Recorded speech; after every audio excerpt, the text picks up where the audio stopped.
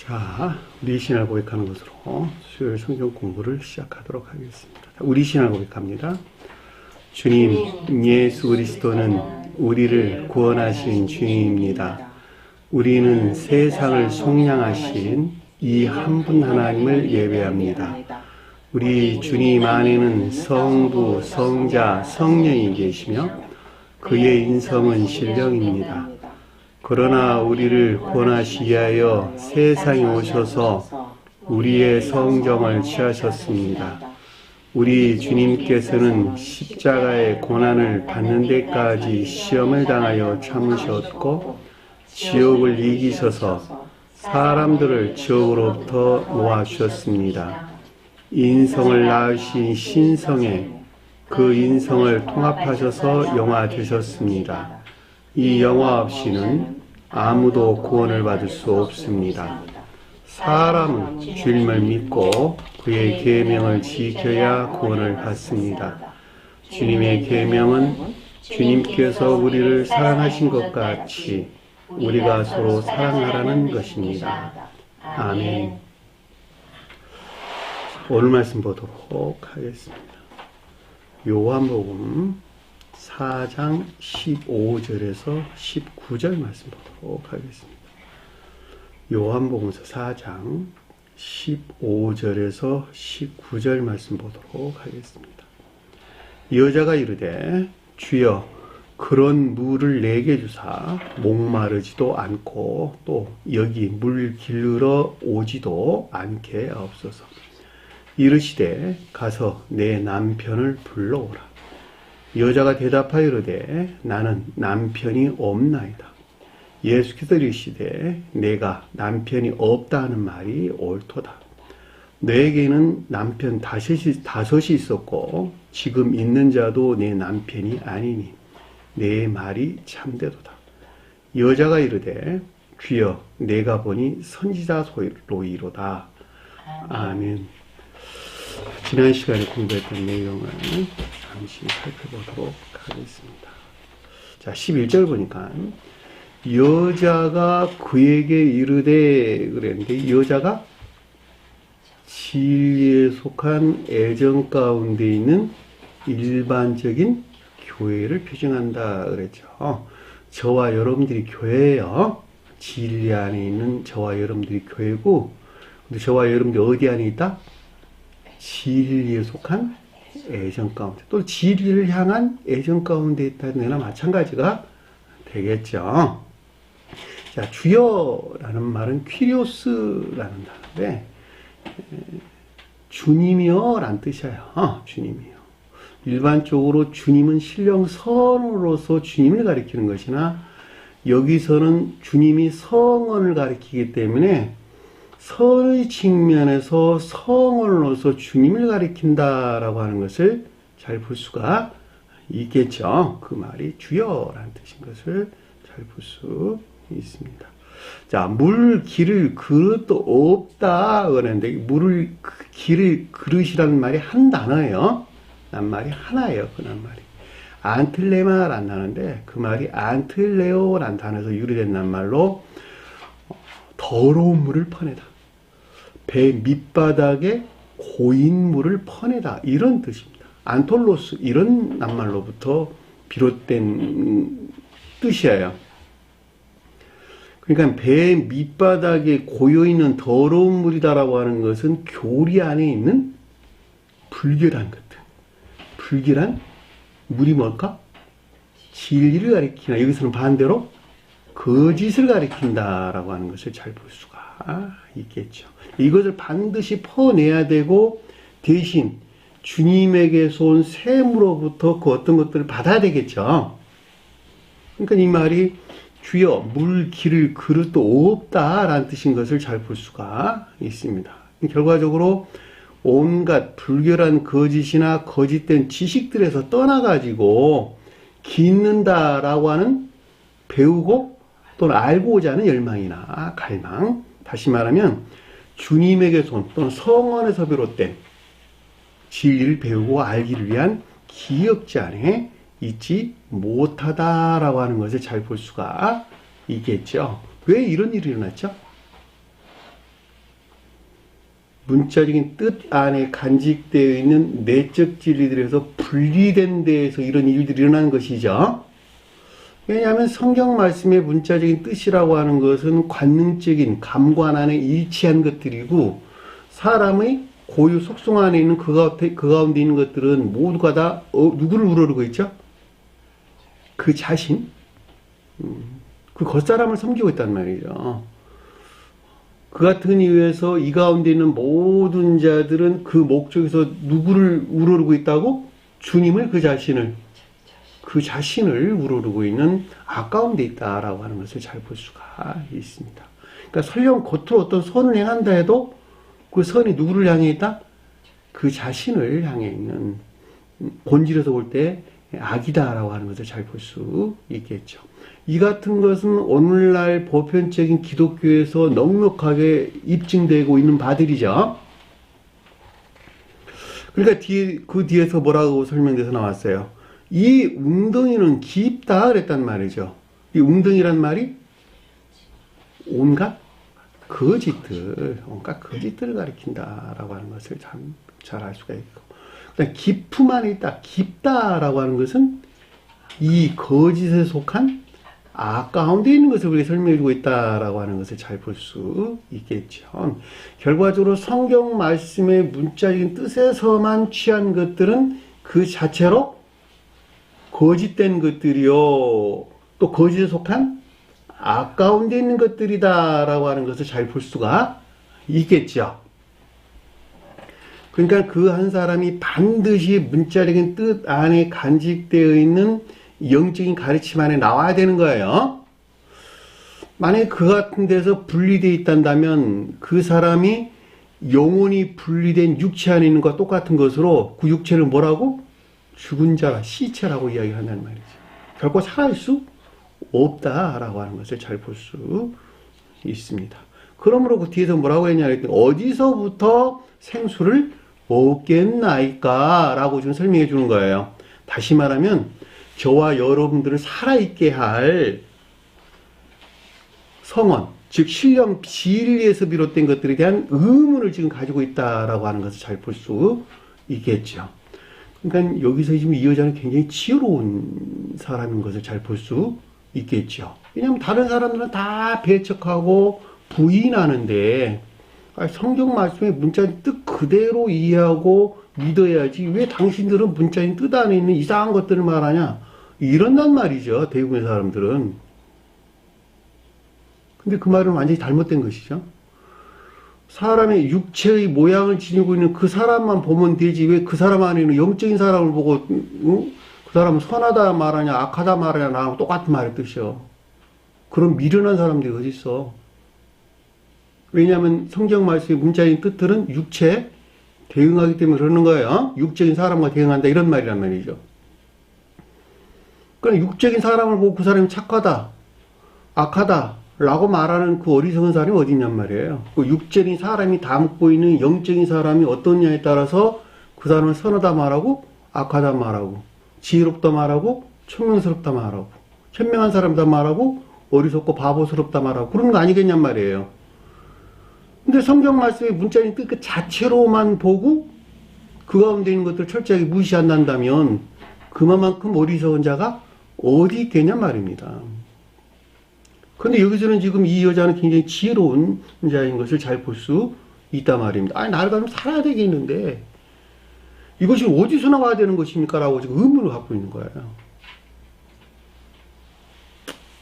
12절 보니까 우리 야곱이 당신이 우리 조상 야곱보다 더 크니까 문자를 바꿨어요. 야곱은 문자에 존재하는 성월로서 주님을 가리킨다. 문자적인 뜻 안에 간직된 영적인 존재로서 주님을 이삭이 표징한다. 선적인 존재로서 주님은 아브라함이 표징한다. 결과적으로 아브라함과 이삭과 야곱은 신령 인성으로서 주님 자신을 표징해주고 있다. 아브라함이 일함은 천적인 교회에 속한 자들의 구원의 대업을 성취하는 것이고 이삭의 일함은 영적인 교회에 속한 자들의 구원의 대입을 야곱의 일함은 자연적인 게 속한 여기서 말하면 여자가 가리키는 이 가운데 있는 자들의 구원의 성취에 관한 내용인 것을 잘 볼 수가 있겠죠. 그럼에도 불구하고 야곱이 비롯한 모든 것들은 그것을 살아있게 하는 이삭과 아브라함으로부터 파생돼야 되겠죠. 제가 여러분들에게 가리키는 것은 야곱이 방편이 되어서 그 가운데 간직되어 있는 아브라함과 이삭을 통해서 나오는 것을 여러분이 말하고 있는 거예요. 이것을 반드시 여러분들은 마셔야 되는 거예요. 마셔야 되는 거예요. 이것들에 대해서 목말라 해야 된다 이런 뜻이에요. 그죠? 그래야지 여러분이 사는 자가 되는 거예요. 영적으로나 육적으로 또는 영적으로나 영적인 사람으로나 자연적인 사람으로. 그러니까 여기서 분리될 때에는 그 사람이 지옥 안에 있다 이렇게 이야기를 하는 것이란 말입니다.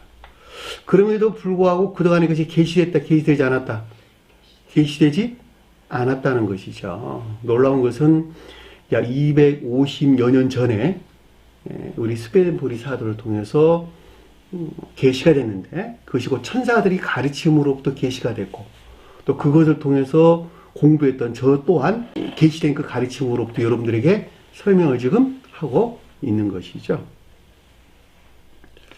그가 우리에게 의무를 줬다라고 하는 것은 야곱이 줬다는 것이잖아요, 지금. 그러니까는 문자적인 자연적인 진리에서 비롯된 믿음 안에 있는 것이다라고 하는 것을 잘 볼 수가 있겠죠. 그가 우리에게 의무를 주었고 또 여기서 자기와 그와 자기 아들과 그의 짐승이 모두 마셨나이다. 여기서 자기라고 하는 것은 주님에 대해 설명하는 것이지만 저와 여러분들에게 가져올 때에는 신령 자연적인 존재로서 주님에게서 파생된 자연적인 선 안에 있는 자가 야곱이에요. 그 야곱으로부터 파생된 것을 자기 아들 그랬어요. 이 선에 속한 진리 아닌 자들. 그리고 짐승은 뭘까? 이 가운데 있는 것들에 대한 애정 가운데 있는 자. 의지에 속한 애정 가운데 있는 자. 다시 말하면 진리에 속한 애정 가운데 있는 자들. 여기서는 외적 진리를 가리키겠죠. 왜냐하면 문자의 뜻에서 취한 것들이니까. 그리고 마셨다는 말은 가르침을 받고 여기서부터 전유된 또는 영접 수용된 선이나 진리 안에 있는 것을 뜻한다라고 하는 것을 잘 볼 수 있겠죠. 그랬더니 13절 보니까 예수께서 대답하여 그녀에게 이르시되, 마치 문자적인 뜻으로 보면 좀 주님과 관계에서 대화를 하는 것 같지만 한 사람 개별적으로 가져오면 주님에게서 말미암는 분별이나 판단이 있었고 여기서부터 이 가운데 있는 자들에 대한 에이폰, 내면적인 지각이 있었는데 라고 하는 뜻이에요. 왜냐하면 성원은 지금 이 여러분들 펼쳐져 있는데 이분이 주님이기 때문에, 그죠? 자, 이 물을 마시는 자마다 다시 목마르려니와. 그러니까 문자적인 뜻으로부터 취한 자들. 그러니까 문자적인 뜻에 속한 자연적인 진리로부터 가르침을 받고, 여기서는 지금 내적 진리에 분리되어 있는 것들이죠. 가르침을 받고, 여기서부터 영접수행된 또는 전유된 외적인 믿음 안에 있는 자들은 어떻게 된다고? 목마른다는 말은 진리의 결핍, 진리의 결핍에서 비롯된 채워지지 않는 계속적인 진리에 대한 탐구나 갈망이 있을 것이요. 14절 보니까 그에게 내가 주는 물을 마시는 자는 이 외적 진리, 그러니까 문자적인 자연적인 진리로부터 결핍 가운데 있고 그럼에도 불구하고 영적인 진리들에서 전유받고자 하는 내적 진리들, 또 전유받고자 하는 갈망이나 열망 가운데 있는 자들에게 주님께 뭘 준다고? 진리에서 애정한 자에게 뭘 준다고? 주님께서 성원이신 주님이 된단 말이죠. 그러니까 문자적인 뜻 안에 간직되어 있는 영적, 내적 진리에서 비롯된 것들을 뜻한다라고 하는 걸 잘 볼 수가 있겠죠. 그러니까 영적, 내적 진리에서 속한 가르침을 받고 이 가운데 있는 것들이 영접 수용된 영적인 믿음 안에 있는 자들을 가리킨다라고 하는 것을 잘 볼 수가 있겠죠.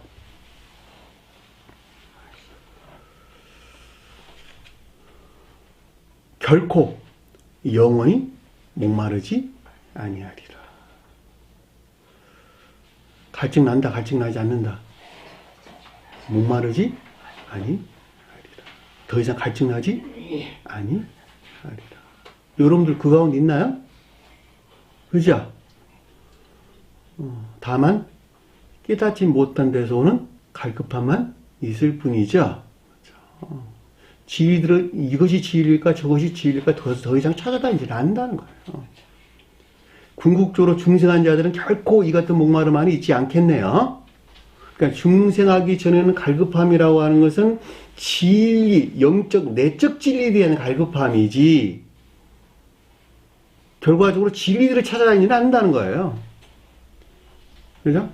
그러니까 이 낱말의 뜻 안에는 많은 내용들을 좀 담고 있다라고 하는 것을 잘 볼 수가 있습니다. 더 이상 진리들이 결핍 안에 있지 않고 따라서 진리들에 대한 갈망 안에도 있지 않게 된다라고 하는 것을 잘 볼 수가 있습니다. 그에게 주는 물은 주님에게서 온 것이죠. 그러니까 성원이신 주님, 그 신령 진리로서 주님에게서 온 영적 물이 가리키는 영적 내적 진리에서 비롯된 것들은 또 여기서 솟아난 것들은 그 속에서란 여기 솟아난 것들은 영생한다. 영생하는 말이 생명을 준다 이런 뜻이야. 영원히 살아있는, 영원히 살아있도록 하는 이런 말입니다. 그러니까 그 사람을 영원히 살아있게 하는 즉 진리들을 사랑이나 인애에 속한 선 안에 만든다라고 하는 것이었죠. 어디서 솟아난 성경 말씀의 문자인 뜻으로부터 무엇이 솟아났다고? 내적 진리들 솟아나가지고 이것들을 마시는 것에서 사랑이나 인애에 속한 선 안에 이렇게 하는 거예요. 이것이 영생이에요. 이해 되셨나요? 생명이 뭐니까? 사랑이니까. 사랑은 뭐라고? 선이라고. 선에서 떠난 사랑은 존재한다, 존재하지 않는다? 존재하지 않는다. 그러니까 선에서 분리된 사랑이라고 하는 것은 낱말에 속한 개념이에는 아무것도 아니라는 것. 다시 말하면 실제하지 않는다 이런 뜻이란 말이죠. 그러니까 내가 누구를 사랑한다라고 하는 것은 동시에 행위 안에 있는 것을 일컫는 말씀의 뜻이다. 여러분 서로 사랑하세요. 마음에서 사랑한다, 행위에서 사랑한다. 행위에서 사랑하는 것이다. 다시 말하면 손과 발이 움직이는 것에서 내가 너를 사랑하는 거야 라고 확증하는 거예요. 그것이 진리 확증이라는 것. 잘 아시겠죠? 여기까지가 우리가 지난 시간에 공부했던 내용입니다. 자, 15절 보니까 여자가 그에게 이르되 그랬는데 이 여자는 귀내 앞에서 공부했어요. 진리에 속한 애정 안에 있는 일반적인 교회에 속한 자들을 가리킨다라고 하는 것을 잘 볼 수가 있겠죠. 저와 여러분들의 설명이에요. 왜냐하면 저와 여러분들이 어디 있으니까 진리를 향한 또는 진리에 속한 애정 가운데 있기 때문에 그렇다는 거예요. 자, 그에게 이르되 그랬는데 그에게라는 말이 빠졌어요. 아웃. 주님에게 이르되 우리가 주님께 이야기한다, 주님께 말한다 라는 말은 우리 주님께 말할 수 있을까 없을까? 주님에게서 말미암는 교리적인 지각이나 가르침이에요. 이것이 주님께 말한다 라는 뜻입니다. 우리가 보이지 않는 주님하고 어떻게 이야기를 해? 그럼에도 불구하고 주님께 대화한다는 것은 주님에게서 말미암는 교리적인 지각이나 가르침, 이것이 주님께 말하는 것이잖아.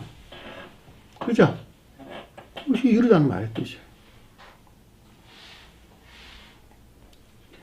주여, 퀴리오스. 앞에 공부했죠? 선의 측면에서 성을 넣어서 주님을 가리킨다. 제가 이렇게 설명을 드렸어요. 그런 물을 내게 주사. 무슨 물을 달라고? 영생에 하도록, 영생에 이르는 솟아나는 샘물을 달라는 것이잖아, 지금. 그쵸? 앞뒤 보면 문장이 명백하잖아요. 영원한 생명 안에 있게 하는 샘물을 달라. 주님에게서 온 진리 안에 있고자 하는 열망이나 갈망하는 것. 진리 아닌 것들 뜻한다라고 하는 것을 잘 볼 수가 있겠지요. 근데 대부분의 사람들은 자기가 이 가운데 있지 못하면서도 이 가운데 있는 것으로 여기는 경우가 굉장히 많아요. 여기 왔다 가는 사람들 대부분 다 그런 사람들이에요. 자기가 진리를 향한 열망 안에 있으라 그 진리인지 아닌지를 안나 모른다는 거예요. 왜냐하면 의문 안에 있기 때문에 그러는 거예요. 그 의문은 어디까지 있다? 중생하는 동안. 의문에서 뒤따라오는 것이 영적인 시험이에요. 그러니까 영적인 시험 가운데 있는 자들은 선이 무엇인지 진리가 무엇인지 의문 안에 있을 수밖에 없고, 특히 감관 안에 머물러 있는 사람들은 이 세상에서 그것을 말하는 사람에 대해서 이 사람이 하나님에서 온 사람인지 막 지옥에서 온 사람인지 아무도 모른단 말이죠. 그러니까 불신 안에 있을 수밖에 없는 거예요. 그죠? 그러나 더 놀라운 것은 선한 삶에 속한 기억자 안에 사는 자들. 선한 삶에 속한 기억자 안에 사는 자들은 그 기억적인 지식들, 이 기억적인 지식들이 그 사람을 현명하게 만드는 방편들이 된다는 것. 그런데 삶에 속한 아까운데 있는 사람들의 기억지는 그 사람을 바보, 멍청이로 만드는 수단이나 방편이 된다는 거예요. 내가 선하게 사는 사람이라고 하는 것은 이 가르침에 속한 무수한 기억적인 지식들은 그 사람을 현명하게 만든다, 이런 뜻이에요. 그런데 반대로 악한 삶 가운데 있는 자들은, 악한 삶 가운데 있는 사람들의 기억지는, 무수한 기억적인 지식들은 그 사람을 오히려 바보 멍청이로 만든다니까. 그러니까 단순하라 맨날 그러는 거예요. 왜 이런 일이 나죠? 그 자신 스스로가 지혜 있다고, 현명하다고 생각하는 데서 생기는 일들이 되니까. 왜냐하면 이 세상에서는 기억적인 지식들이 많은 사람들을 뭐라고 그래요? 현명한 사람이라고 떠받치잖아. 지혜로운 사람이라고 떠받치잖아. 공부 잘한다고 떠받치잖아. 요즘 정치권에서 일어나는 서울대학교 나온 사람들의 진면모를 우리가 보고 있는 것이죠. 그들 자신 스스로는 매우 현명하고 매우 지혜롭다고 여기는, 사실은 그게 다 뭐였어요? 무수한 기억적인 지식들 외에는 아무것도 갖고 있는 것이 아니야. 만약에 그 사람이 선한 삶을 산다면 그 지식적인, 기억적인 지식들이 그 사람을 현명하고 총명스럽게 만들 것이나 삶의 속한 아까운 데 있단다면 그 자신 스스로가 나는 지혜로운 사람이야, 총명한 사람이야 라고 여기는 종지로부터 얼마나 바보 멍청이가 됐냔 말이에요. 그들만 몰라. 바보 멍청이지. 다른 사람은 다 아는데. 성경 말씀도 똑같으니까. 내가 여기서 여자가 가리키는 성언의 가르침으로부터 선한 삶 가운데 살고자 하는 자들은 이 같은 가르침에 대한 무수한 기억적인 지식들이 그를 현명하고 지혜롭게 만들 것이나, 삶에 속한 아까운 데 있는 자들에게는 이 지식들이 오히려 그를 바보, 멍청이로 만드는 이런 결과를 가져온다. 이 같은 것은 그동안에 내가 경험을 통해서 아주 넉넉하게 입증하는 바예요.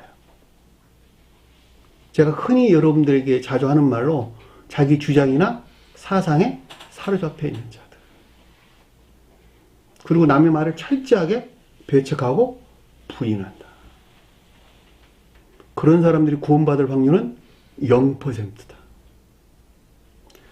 지독한 악 가운데 있는 자는 구원받을 수 있어. 왜냐하면 이성이 그걸 지배할 수 있으니까. 현명한 이성이, 총명한 이성이 그걸 지배할 수 있다니까. 그런데 자기 주장이나 사상에 사로잡혀 있는 자들은 단 한 발자국도 거기서 나올 수 없습니다. 왜냐하면 그들은 그들의 본능에 충실하기 때문에 그러는 거예요. 그들의 본능에 충실하다고. 그들은 전부 다.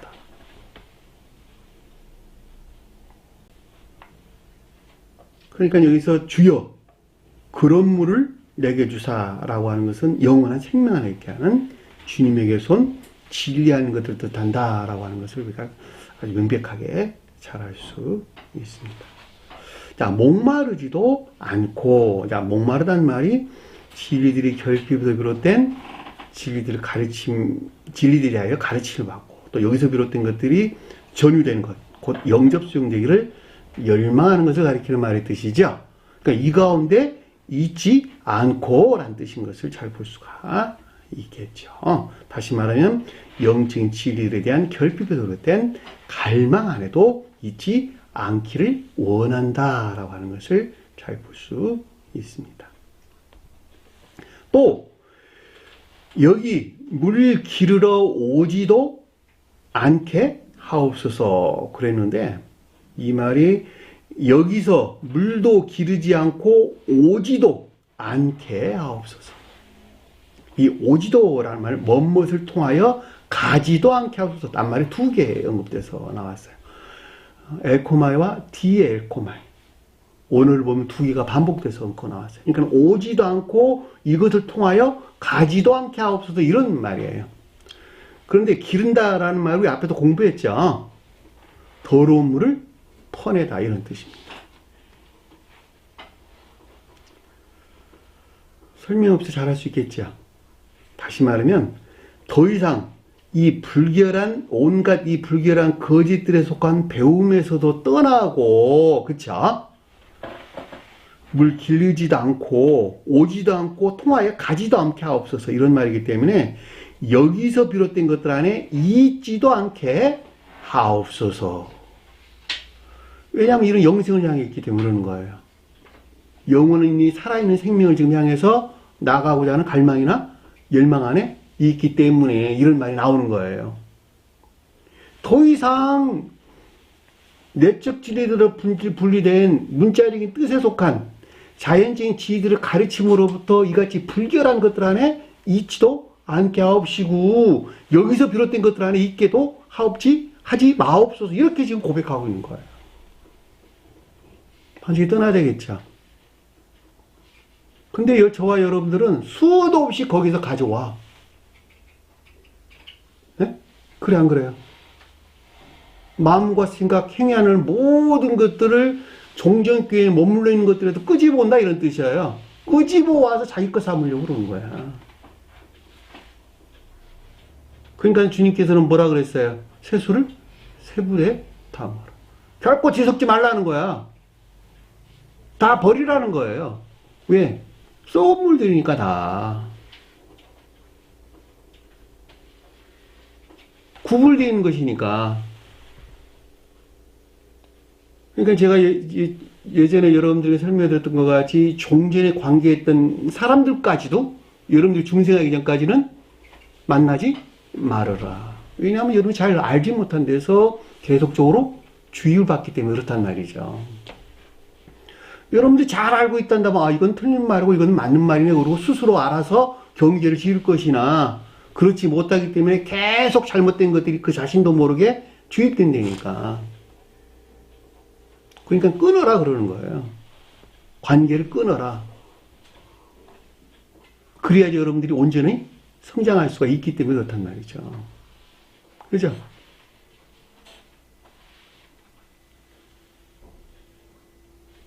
이 같은 일들을 삶에 속한 일들에서 매우 실제적으로 일어나지 아니하면 그 사람이 거듭나는데 치명적인 영향을 받겠죠.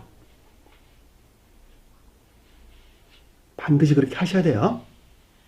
그리고 여러분들이 나중에 영적으로 건강한 사람으로 다시 성장하게 되면, 중생하게 되면 그들과의 관계에서 그보다 더한 관계를 맺는다 하더라도 결코 뒤섞이는 법이 없단 말이죠. 오히려 여러분들이 그들에게 뭘 줄 수 있어요? 생명을 줄 수 있는 거예요. 생명을.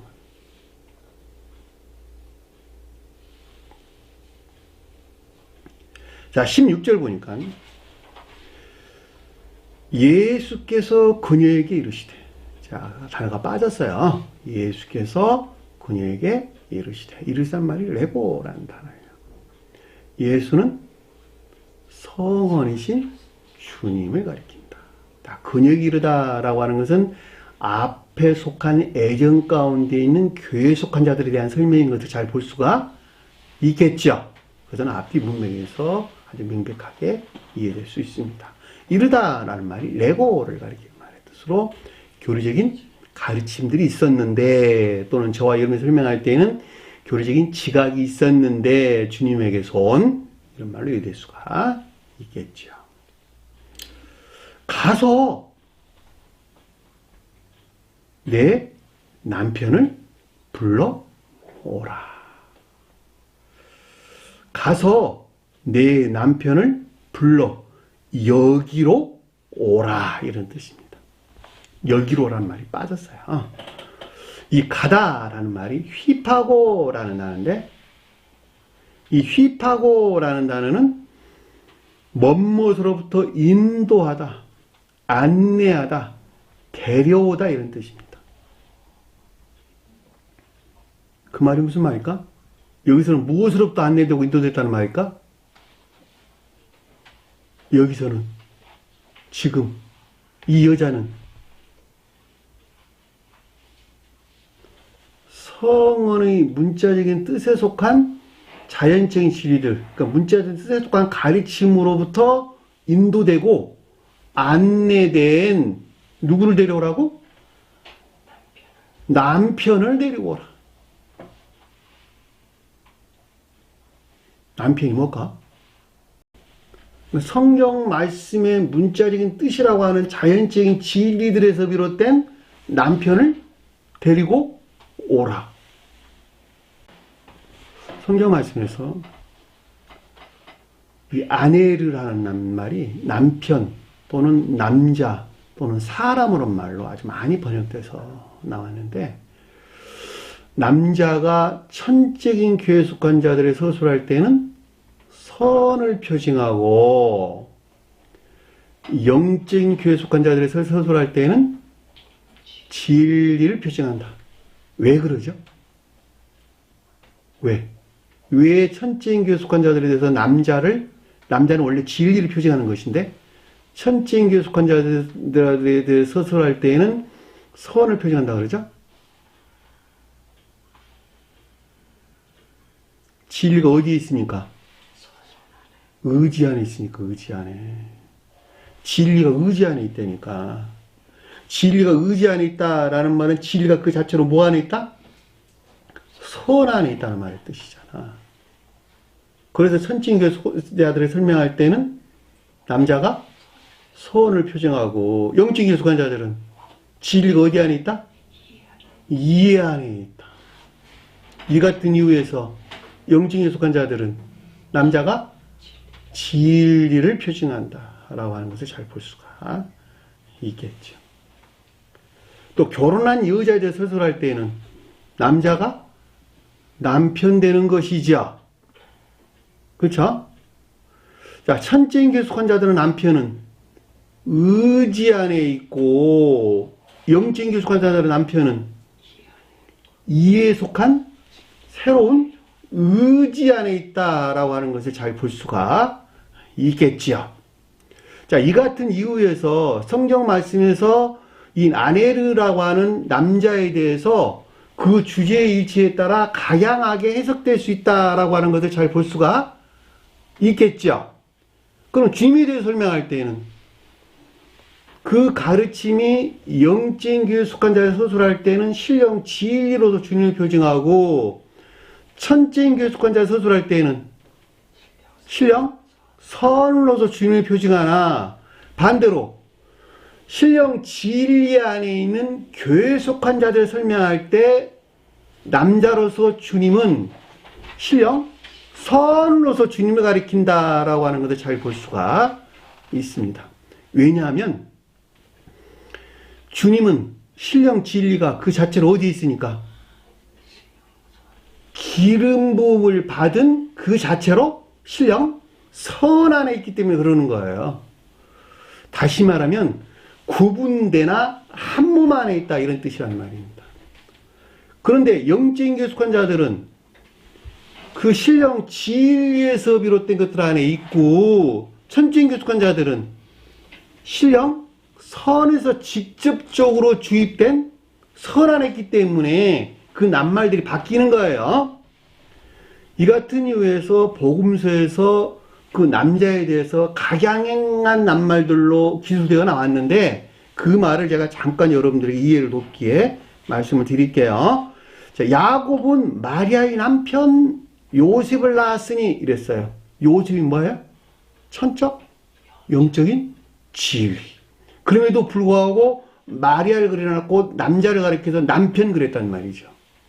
무슨 이유인지 아시겠어요? 제가 방금 설명한 그 이유 때문에 이름이 바뀌었다는 것. 자, 1장 19절에 그의 남편 요셉은 의로운 사람이라 그러는데 이거 똑같아요. 왜냐하면 지금 마리아가 지금 결혼한 상태를 우리가 혼인한 상태를 설명해 주기 때문에 그러는 거예요. 남편이란 말이 남자를 일컫는 말씀의 뜻이란 말입니다. 자, 마태복음 7장 24절에 그러므로 누구든지 나의 이 말을 듣고 행하는 자는 그 집을 반석 위에 지은 사람 같으니. 여기서는 사람이란 말로 번역을 했어요. 그런데 남자란 말로 번역하는 것이 옳아요. 사람은 안드로포스라는 단어를 써요.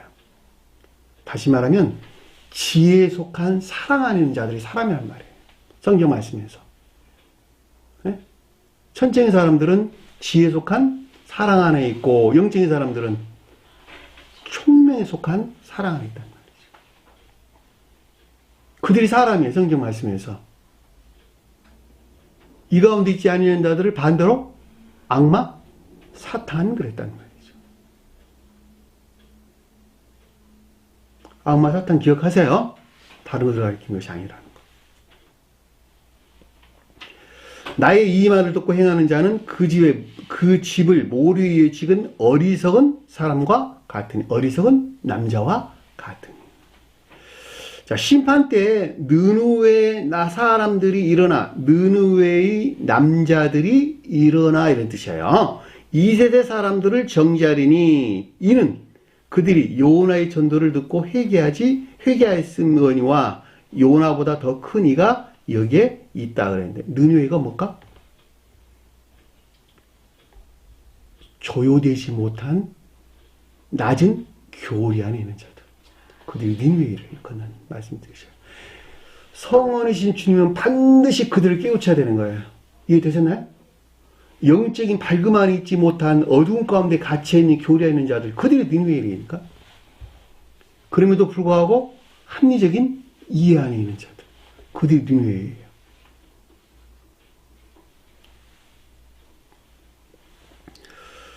먹은 사람은 여자와 어린아이 이외에 5,000명이더라. 마태복음에 나온 말인데 이 명이라는 말이 5,000 남자이더라 이런 뜻입니다. 여기서 남자는 다 누굴까? 지혜 안에 있는 자들을 일컫는 말씀의 뜻인 것을 잘 볼 수가 있습니다. 마가복음서 6장 44절에 빵을 먹은 남자는 5,000명이었더라. 여기서는 5,000 남자란 말로 번역이 됐어요. 왜 그럴까? 여기서 남자란 말은 다 지혜한 자의 설명이죠. 그렇죠? 마가복음서는 그 가운데 있는 자를 뜻하기 때문에 그렇습니다. 또 아내가 남편을 버리고 다른 집으로 시집가면 가능함이라. 여기서는 결혼한 아내에 대해 설명하기 때문에 남편이라면 이름이 바뀌었지요. 단어가 한 단어를 사용하고 있다는 것을 잘 볼 수 있습니다. 마리아가 누가복음서 1장 34절에 마리아가 천사에게 말하되 나는 남자를 알지 못하니 어찌 이 일이 있으리까. 여기서 남자는 선을 표정하는 것입니다. 이는 마리아가 진리 안에 있는 교회를 우리에게 설명해 주기 때문에 그렇다라고 하는 것을 잘 볼 수가 있습니다. 누가복음 8장 41절에 회당장인 야이로라는 사람이 와서 그랬는데 이 사람이란 말이 남자를 일컫는 말씀의 뜻입니다. 예수의 발 아래에 엎드려 자기 집에 모시기를 간구하니. 우리 지금 공부하고 있는 내용들이죠. 자, 누가복음 9장 14절에 이는 남자가 5,000명이 됨이라 그랬는데 똑같이 남자라는 말, 아네르라는 말을 썼어요. 문득 두 사람이 예수와 함께 말하니 이는 모세와 엘리야입니다. 모세는 뭘까? 모세. 네? 김자매니 모세. 네? 문자인 뜻 안에 간직되어 있는 영적인 진리. 그 신령 진리가 모세가 표현하고, 엘리야는 문자적인 뜻에 속한 성원. 그러니까 그 가운데 주님이 계시는 거예요. 한마디로 말하면 성원이신 주님을 가리키는 거야, 다. 주님, 모세, 엘리야는. 앞에 공부했잖아. 아브람, 이삭, 야곱 같은 말이잖아. 남만 바뀌었을 뿐이지. 그러니까 모세가 그래서 시리아산에, 시내산에서 주님을 만나러 가는 거예요. 왜냐하면 그것이 주님에게서 직접적으로 발출된 신령, 진리를 표현하기 때문에. 아론은 교리 안에 있는 것들, 문자적인 성원에 취한 교리 안에 있는 것들, 가장 높은 데 신령 선이 아론이 되니까.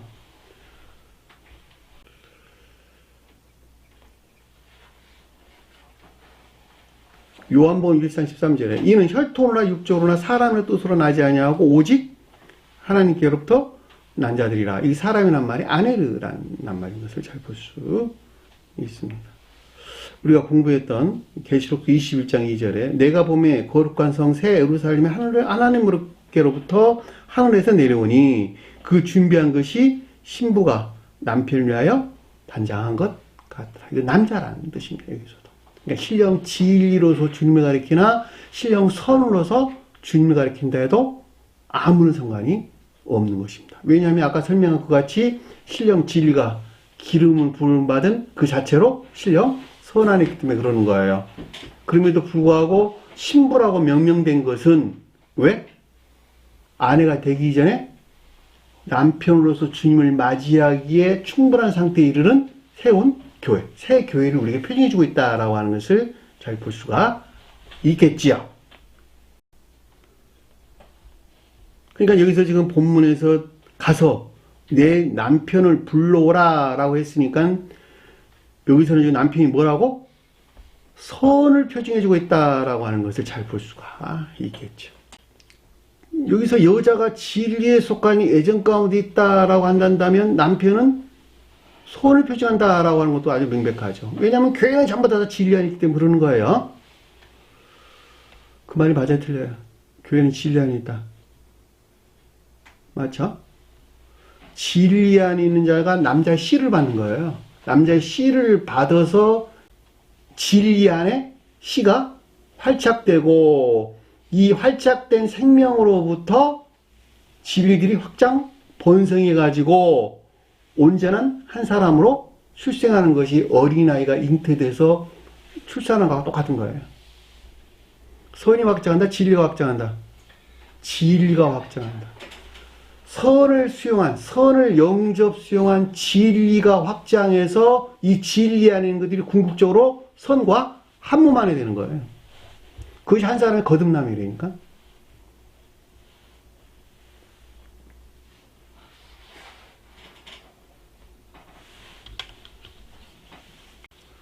그랬더니 17절 보니까 여자가 대답하여 그에게 이르단 말이 에이포이라는 단어입니다. 여자는 진리에 속한 애정 안에 있는 일반적인 교회에 있는 자를 표정하고 대답한다라고 하는 것은 분별이나 판단, 다시 말하면 이 가운데 있는 것들에 대한 분별이나 판단이 있었는데 그에게 이르되 주님에게 이르되 이런 뜻이니까 성원이신 주님에게서 비롯된 이 사안에 관한 에이폰 내면적인 지각을 뜻한다라고 하는 것을 잘 볼 수가 있겠지요. 나는 남편이 없나이다. 남편을 가지고 있지 못하나이다. 그 말은 무슨 말일까? 남편이 없단 말은 무슨 말일까?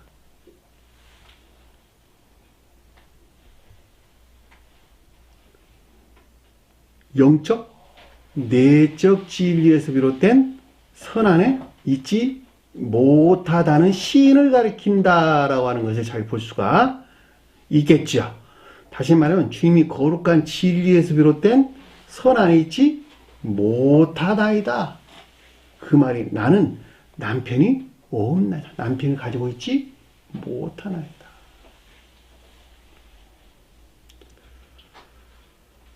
이 같은 것은 이제 아래의 가르침에서 아래 명료하게 이해될 수 있습니다. 예수께서 이르시되 다 그녀에게 이르시되 이르다는 말이 레고라는 단어예요. 자, 성언이신 주님에게서 비롯된 이 일반적인 교회 안에 있는 이것들에 대한 교리적인 지각이나 가르침들이 있었는데 남편이 없다 하는 말이 옳도다. 저와 여러분은 반드시 고백해야 되겠죠. 주님에게서 비롯된 선함이 있다, 있지 못하다. 있지 못하다는 것을 고백을 해야 되겠죠. 주님 그 말하고 있잖아. 이 같은 시인은 진실하다, 참되다 라고 하는 주님에게서 말미암는 확증. 나는 지금까지 선하게 살았으니까 구원받을 거야. 성언이 가르치면서 선하게 살았으니까 구원받을 거야. 이 사람들은 내적 진리에 나올 수 있을까 없을까? 없어요. 왜 없죠? 그렇지. 그 자신 스스로가 선하였다고 여기는데 어떻게 다른 선을 찾아서 나오겠냐고.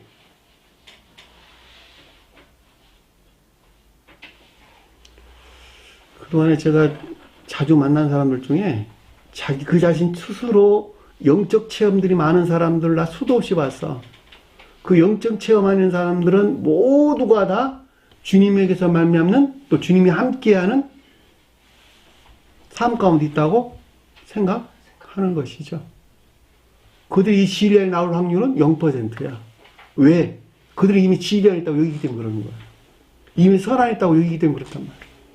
여기서 남편을 가지고 있다고 생각하기 때문에 그렇단 말이죠. 난 남자를 가지고 있어 라고 여긴다는 거예요. 그 자신 스스로가. 그들이 어떻게 다른 남자를 찾아서 나오겠냐고. 다른 남편을 얻으려고 그러겠냔 말이에요.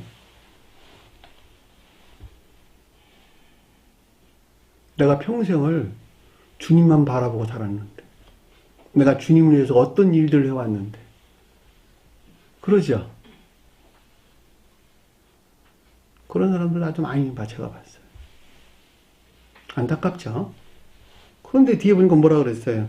18절 보니까 남편이 5이 있었고 가지고 있었다는 거야, 남편을. 응? 왜냐하면 이것이 없이는 주님에게서 온 진정한 남편을 맞이할 수 없기 때문에 그러는 거예요.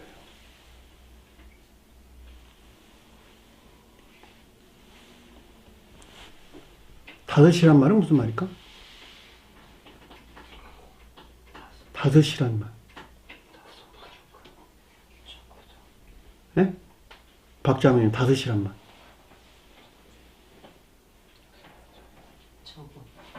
네, 조금. 맞는 말. 선은 선인데 거의 선이 아닌 것. 다시 말하면 외적인 것들. 선이 자연적인 것들 안에 있다 이런 뜻입니다. 자연적인 양심에서 비롯된 선 안에 있다 이런 말로도 이해할 수 있겠네요. 자연적인 양심이라고 하는 것은 윤리적이고 도덕적인 양심이 그를 지배해가지고 여기서 나온 선 안에 있다 이런 뜻입니다. 그것이 다섯이란 뜻이에요. 성경 말씀에서. 영적인 양심이 어디서 나올까? 주님에게서 나온 것이죠. 성언을 가르치면서 그랬던 것이죠. 그러니까 성언의 가르침으로부터 영적인 양심이 나오고 이 영적인 양심에 따라 사는 사람들이 결과적으로 주님에게서 온 사랑이나 인에 속한 선한 삶 가운데 있겠네요. 사랑이란 말 빼고 인에 속한 선한 삶 가운데 있겠네요. 그런데 윤리적이고 도덕적인 양심에서 나오는 것, 그건 진정한 선일까? 진정한 선이 아닐까? 진정한 선이 아니죠. 왜 그럴까? 그 행위 안에 있는 모든 것들이 공로적 선행 안에 있기 때문에 그런 거예요. 행위에 속한 보상을 원한다 이런 뜻이에요. 그것이 재물이 됐든 세상 명의가 됐든 자기 기쁨이 됐든 상관하지 아니하고 모든 것들이 자기 기쁨에 생겼다 이런 뜻이에요. 자기 사랑, 세상 사랑 목적에서 나왔다 이런 뜻이에요. 또 하나 더 있겠죠. 또 하나 더 있는 것들은 그 자체로 자기 사랑이나 세상 사랑 목적에서 비롯된 선이 있을 테고, 정치인들은 그 가운데 많이 있잖아. 그죠? 겉으로 선을 행하되 사실 정치적인 목적이 돼서 그 선을 행하는 사람 많죠. 또 하나는 법률에 대한 두려움에서, 법률에 대한 두려움에서 선을 행하는 사람도 있죠. 그것은 양심이 나온 것이 아니죠. 놀라운 것은 사람 안에 있는 이 영적인 양심과 자연적인 양심과 양심 같지 아니한 이것들이 세 개가 내 안에 다 있다는 거예요. 세 개가 한 몸처럼 있다는 거예요. 그 자신 안에. 그럼에도 불구하고 영적인 사람들은 무엇에 지배를 받는다? 영적인 양심에서, 그 영적인 양심에서 흘러내려와 윤리적이고 도덕적인 자연적인 양심으로, 그리고 그것들에서 더 흘러내려와 궁극적인 것들까지 내려와서 모든 것들을 하나하나 있게 하는 것이죠. 제가 여러분들에게 자주 설명드렸잖아. 법 위에 윤리적이고 도덕적인 것들, 그리고 그것들 위에 영적인 삶이 형성되는 것이다. 아래 두 개들은 영적인 삶을 사는데 바탕이 되는 것이로, 이것들 안에서 온전하지 아니하면 그 가운데 영적인 집을 지을 수 있다 없다? 결코 영적인 집을 지을 수 없단 말이죠.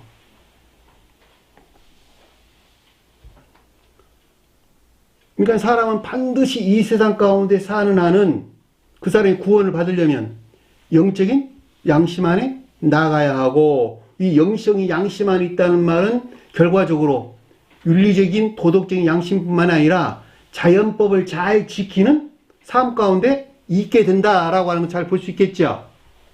그거 떠나려 하지 마세요. 세상 사람들이 이렇게 하는 것은, 이렇게 하지 않는 것은 다 바보 멍청이냐? 라고 이야기해도 그들이 더 바보 멍청이라니까. 그들이 가지고 있는 지식적인 것들이 그를 오히려 바보 멍청이로 만들었다니까. 그러나 하늘에 속한 자들은 그 가지고 있는 지식들이 그 사람을 더욱더 지혜롭고 현명하게 만들었다니까. 왜? 궁극적으로 그들은 구원을 받을 것이니까. 마치 그들이 이 세상에서는 지혜로운 자고 현명한 사람처럼 보인다 할지라도 주님 앞에서는 바보, 멍텅구리가 된다니까.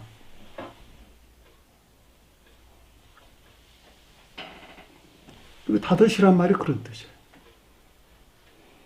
도덕적인 양심, 윤리적인 양심 안에는 선 같지 아니한, 선은 선인데 선 같지 아니한 외견산 선 아닌 것 같은 그걸 가리켜서 다섯을 가지고 있었다 라고 하는 것을 잘 볼 수가 있겠지요. 그런데 그 뒤에 보니까 뭐라고 설명이 나왔냐? 지금 있는 자도, 이 말은 어디서 나왔다는 거예요? 성경 말씀에서 취한 그 선 또한 이 뜻이잖아요. 왜냐하면 성경 말씀에서 취하기 이전에 네가 가지고 있는 선도 있었는데 그것도 너 남편도 아니고 지금도 너 남편이 아니야 라고 이야기하는 거예요. 성경 말씀의 문자인 뜻의 가르침으로 네가 선한 삶 가운데 살고 있다고 지금 말을 하는 것이지만 이것도 선이 아니요 라고 지금 이야기를 주님께서 하시는 것입니다. 지금 있는 자도 내 남편이 아니니. 놀랍죠? 근데 만약 이것을, 이 같은 가르침들을 문자인 뜻에서 이해한다면 얼마나 어리석은 사람이겠냐고. 남편을 5씩이나 둔 천하의 못된 여자지. 그쵸? 그럴 거 아니겠어요? 이게 가능한 이야기입니까? 뭐, 어느 저기 어떤 부족들은 뭐 그런 경우 있다고 해요. 그들의 생존의 목적에서 그럴 수밖에 없는 환경에 뭐 그런 일이 있다고 뭐 하는 경우도 저는 들기는 했습니다만, 결코 있을 수 없는 일이겠죠. 이것은 말이 참되다. 이 같은 말이 참되도다 이런 뜻입니다. 그러니까 여자가 이같이 말하는 것이 참되도다 이런 뜻이란 말이죠. 여자가 지금 나는 남편이 없다라고 이야기를 했으니까 고백이죠, 고백. 내가 이렇게 지금 살고 있는데 이게 결코 선하는 것이 아닙니다. 옛날에도 그렇고 서원을 가르치면서 그렇고 난 결코 선하는 것이 아니거든요. 진리들 갈급함만 있어요. 목말라 죽겠어요, 제발. 저에게 마시물 좀 주세요. 샘물, 솟아나는 샘물 좀 주세요. 나 여기서 비롯된 남편을 얻고 싶거든요. 그러고 지금 고백하고 있는 거 아니에요. 그러니까 주님께서 뭐라 그랬어요? 네 말이 옳도다. 너는 참 진실되구나.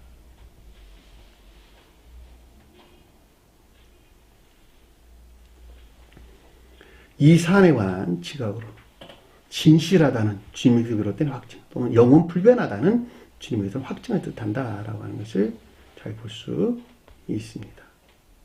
자, 19절 보니까 여자가 그에게 이르되, 여자는 진리에 속한 예정 안에 있는 일반적인 교회에 속한 자들을 가리키고, 자, 그에게 이뤘다, 주님에게 이뤘다는 말이잖아요. 이르다는 말이 레고라는 뜻인 것을 잘 볼 수 있습니다. 결과적으로 성원이신 주님에서 비롯된 교리적인 지각이나 가르침을 뜻한다라고 하는 것을 잘 볼 수 있겠죠. 주여, 내가 보니, 내가라는 단어 없는다는 감 빼시고, 보니, 주여, 보니, 당신은 선지자로서이다. 선지자이나이다. 이 보다라는 말이 데오레오라는 단어인데, 멋것인지 식별하다, 멋것인지 고려해서 보다 이런 뜻입니다.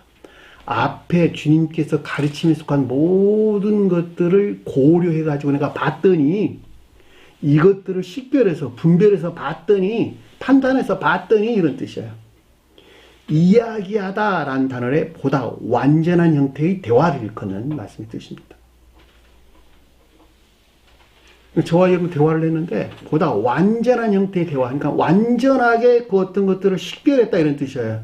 식별했고 분별해서 그 어떤 것들을 고려해서 어떤 것들을 판단했다 이런 말이란 말이죠. 보니 그리고 고백한 말이 뭐였어요? 당신은 선지자이나이다. 선지자가 뭘까? 성언에 속한 교리나 가르침이로다. 이 같은 것이 성언에 속한 교리나 가르침이라고 하는 주님에 대한 시인인 것을 우리는 잘 볼 수가 있습니다. 자, 선지자들은 성경에서 우리에게 언급돼서 자주 기술되고 있는 말들인데, 교리적인 성언으로서죠. 또는 성언에 속한 교리나 가르침으로서죠. 구약의 예언자들은 모두가 다 선지자들이라는 것. 또 다른 말로 목자들을 가리키는 말이 뜻이도 한다는 것. 그러니까 목자들도 모두가 다 교리적인 성언으로서 또는 성언에 속한 교리나 가르침으로서 주님을 표징하고 있다는 것. 왜냐하면 이들을 통하지 않으면 주님께서 일을 할 수 있다 없다? 할 수 없다는 거예요. 이 같은 이유에서 구약에 많은 예언자들이 그 어떤 가르침들을 기술했단 말이죠. 주님이 이를 대신하는 거야. 그냥 구술한 내용을 그대로 기록했다니까. 이들이 구약의 예언자들이에요. 성경 말씀의 문자적인 뜻들은 모두가 다 교리적인 것들과 관계를 한다는 것. 왜냐하면 문자적인 뜻이라고 하는 것이 방편이 되어서 그 어떤 것들 안에서 그 모습들을 드러내기 때문에 그렇다는 거예요. 성경 말씀에 문자적인 뜻이 없다 한다면 그 가운데 간직되어 있는 영적인 가르침들을 우리가 받아들일 수 있다 없다? 결코 받아들일 수 없다는 거예요. 제가 여러분들 관계 안에서 여러분들을 보지 아니하고서는 여러분들 안에서 나오는 것을 내가 알 수 없는 거와 똑같은 거예요. 도구가 있어야 돼. 설령 보지는 않다 하더라도 그 사람을 알려면 뭐가 있어? 요즘에는 핸드폰을 통해 가지고 알잖아. 핸드폰이라는 도구가 있어서 서로 만나지 않아도 그 방편을 통해 가지고 그 사람을 알아볼 수 있는 것이죠. 똑같은 거예요. 성경 말씀의 문자적인 뜻이라고 하는 방편이 도구가 돼가지고 그 가운데 있는 가르침들을 받아들일 수 있는 거예요. 이 말씀이 여기서 선지자라는 말씀의 뜻이란 말이죠. 교리적인 성언으로도 주님에 대한 시인과 고백, 또는 성언에 속한 교리나 가르침에 대한 시인과 고백. 그 말이 여기서 당신은 선지자이나이다 라고 하는 뜻인 것을 잘 볼 수 있습니다. 자, 오늘 주신 말씀 마음속에 깊게 새기시고 한 주간을 승리하는 저희 여러분들에게 간절히 축원합니다. 자, 주기도문 하는 것으로 공부를 마치도록 하겠습니다. 하늘에 계신 우리 아버지, 이름을 거룩히 여김을 받으시오며 나라의 임하옵시며 뜻이 하늘에서 있는 것 같이 땅에서도 이루어지리라.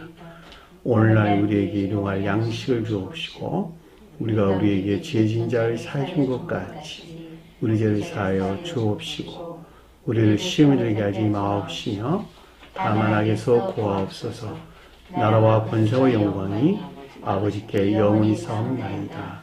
아멘.